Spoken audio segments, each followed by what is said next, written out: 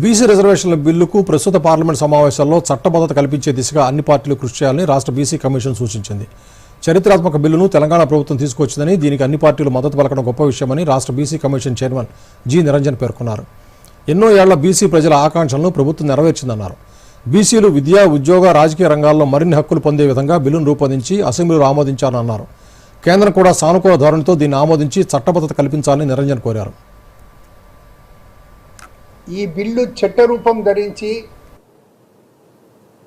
అమలు అయ్యే విధంగా కూడా అన్ని పార్టీల వారు అరమరికలు లేకుండా, రాజకీయ కోణాలు లేకుండా